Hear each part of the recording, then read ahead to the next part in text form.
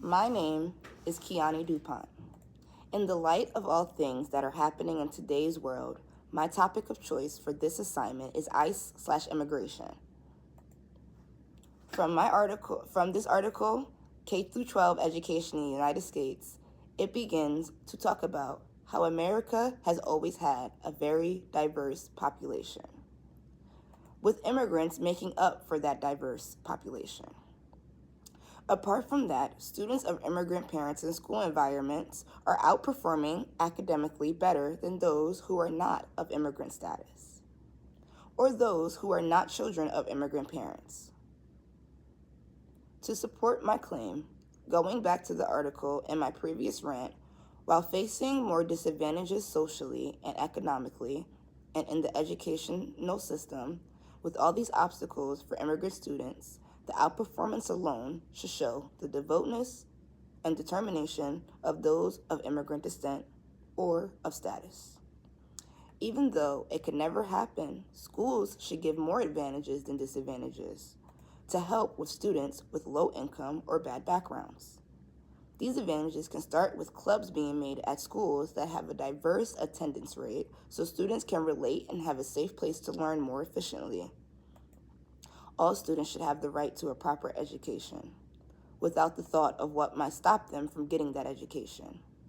With how ICE enforcement is going about everything in today's world, it adds another disadvantage, along with the rest of what immigrant students will continue to face.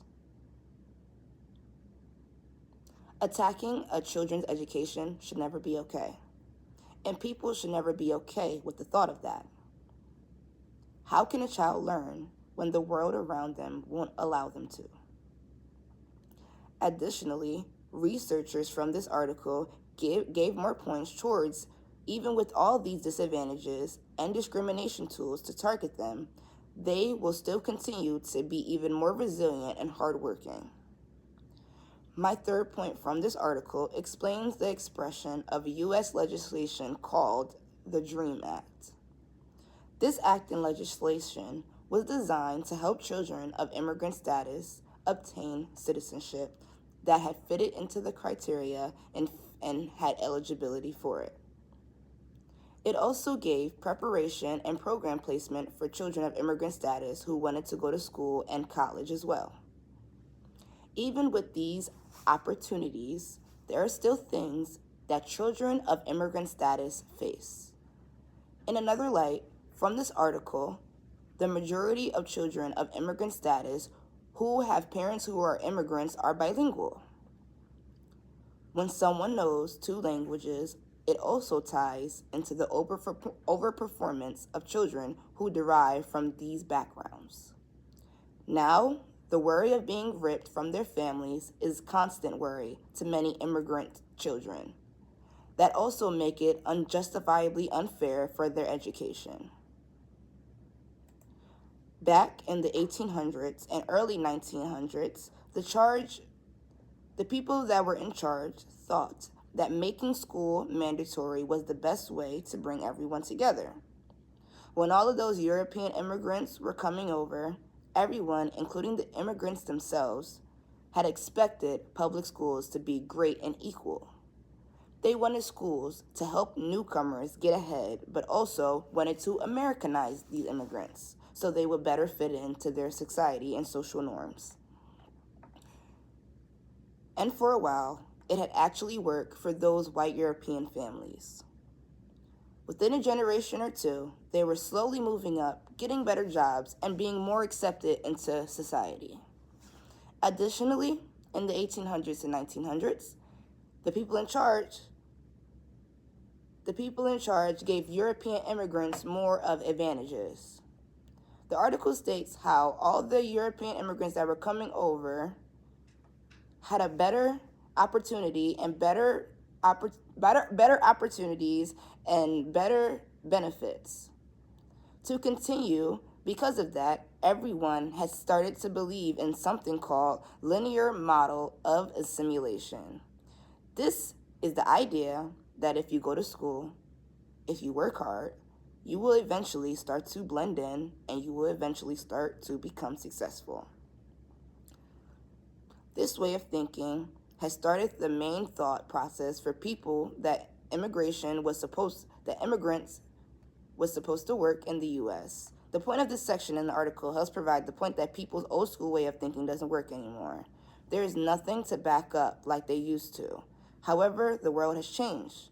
But the obstacles students face in today's world, especially with how ICE enforcement and the system are set up, are two different situations than what people were dealing with back when people were trying to immigrate to the United States. A second reason for this claim, back to my expression on the old way of fitting in that doesn't work anymore, this started because the economy was completely different now. Back then, you could just graduate high school or get a solid manufacturing job that had paid well, had good benefits, and you didn't need a college degree to take care of a family. But the article says that the last few decades, everything has changed to high-tech economy. In today's society, if you don't have a college or some kind of higher education, those good-paying jobs are basically not going to hire you. This really messes things up for immigrant families specifically. Back then, the European immigrants could get those factory jobs easier than other immigrants of different heritages. They even made sure that the European immigrants saved up enough to make sure that their own kids would move up. But today, because most immigrants aren't coming from Europe and the jobs have changed, parents still have to struggle way harder just to provide a basic foundation for their children. This part is the most craziest part. With it being harder to pay for school, with ICE making it harder for them to get an education, they still have hope. If you don't have it in present times or an education in today's world still, you feel like that you're stuck at the bottom. So now people are telling their kids they have to go to college to survive in this economy and expensive world.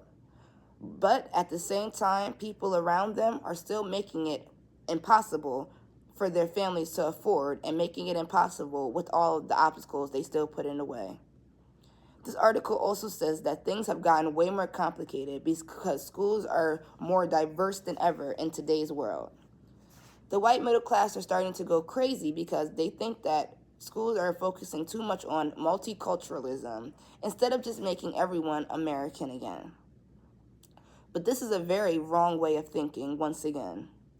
They have yet to realize that immigrant families aren't trying to stay separated. They aren't trying to be criminals. They are looking for main ways to move up in the world, just as everybody else. On top of all my previous claims, because of laws like No Child Get Left Behind, schools are now forced to track every little detail of students. They break down test scores by race, income, and if you're still learning English. Even if they say it like this, they are just basically using those stats they collect to keep stalking immigrant kids more than anyone else. This can add even more pressure on top of everything else discussed before. The biggest thing I have pulled from this article was a concept called segmented assimilation.